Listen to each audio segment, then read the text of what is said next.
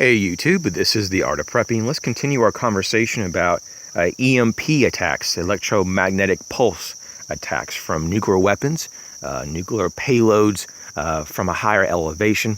There has been a study a long time ago, well not so long time ago, but decades ago from the federal government that did a research on this. They were like, well, I wonder how far of an elevation it would take and what kind of payload to pretty much knock out the majority of the 48 contiguous states, and even parts of Mexico and even parts of Canada will be affected with this one.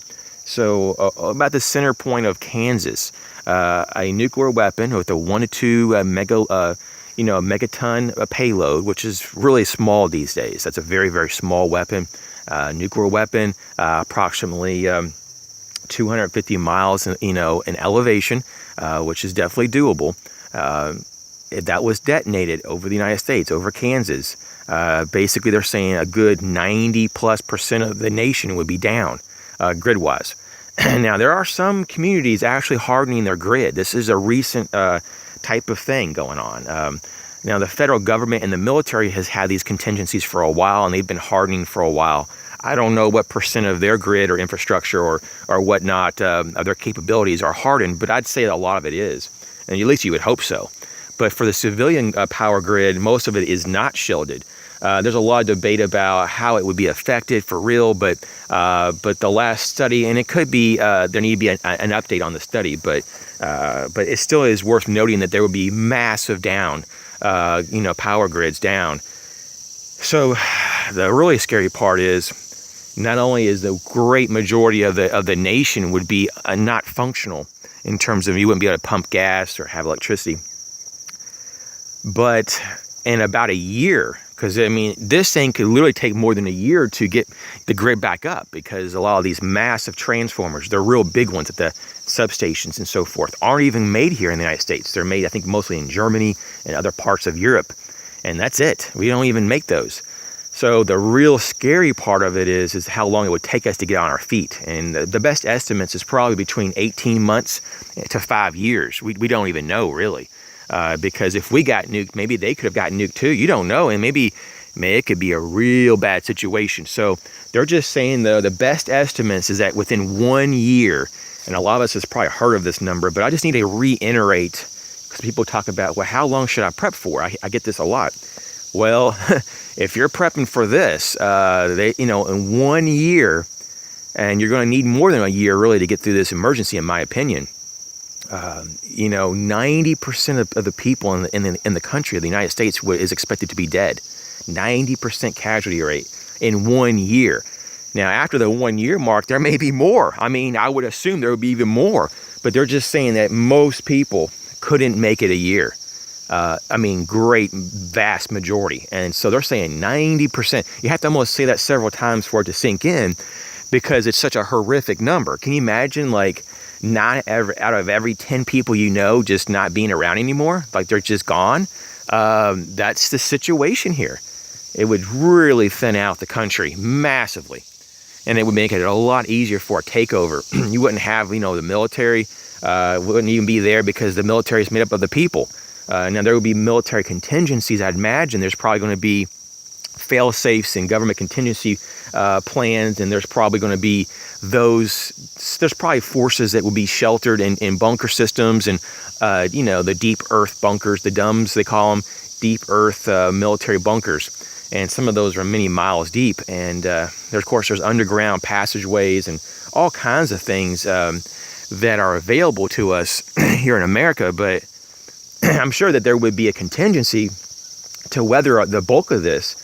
But it would only be for, a select few. I mean, we're talking about probably anywhere from tens of thousands of people could only be helped with this, to maybe several 100,000 at the most, I would imagine. I mean, unless I'm wrong, unless there's something that they would open up to the citizens. But none of this has ever been announced, that their resources, even though we pay for taxpayers' money for all these redundancies and these shelter options, I don't think the civilians are invited.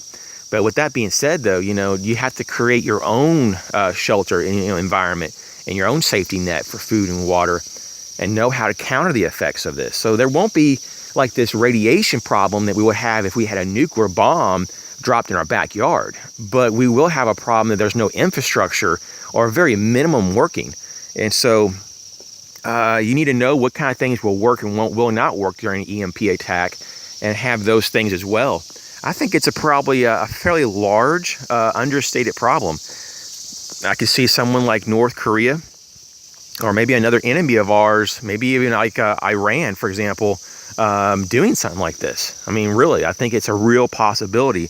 Sometime in the next 10 years, at least, this might be attempted at least. So you just don't know. You just don't know what could happen. And so this could affect people so immediately. Like within seconds of it happening, our whole world and what we conceive of our world is completely upside down. You know, I mean, we have no phones, maybe no electricity. We have no ability to even communicate to anybody in terms of like, you know, even our phone lines, our landlines could be fried up. I mean, our computers could be fried. I mean, even, you know, most radios would be fried. Wow. I mean, supposedly with a lot of reports show that a lot of cars would be, you know, the ignition system and everything. Some of those wouldn't work. Some of them would, they said. It just depends on what model and year they have.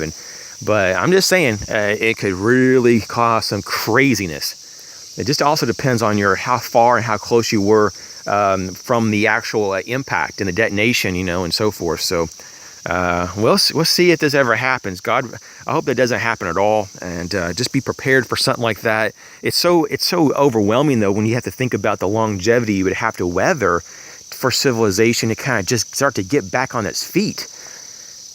So this is a major concern, and so if there's anything to really be concerned about long term, this is probably it. Besides maybe like a major asteroid hitting the Earth, or you know, a nuclear device going off in your backyard. But you can't control a lot of this stuff. But just knowing that you would need a lot more resources for an EMP, it kind of can help you motivate yourself to at least get some of your stuff together. You may never get to that 1 or 2 year mark to be able to weather the majority of something like that.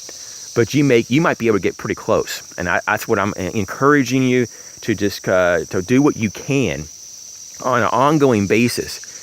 Just like me making videos, I just kind of be consistent about it. I try to be, you know, when I wake up, I try to make a handful of videos before noon. And so I can go and do things I need to do in my life. And then I can come back after some of them are loading and check the status. And then, you know, and answer some of the, you know, comments and things. So I you know, you don't want to let anything consume your life, but at the same time, you want to, if you have a goal and you want to achieve it, then you need to find a way to integrate that. And the same thing with prepping.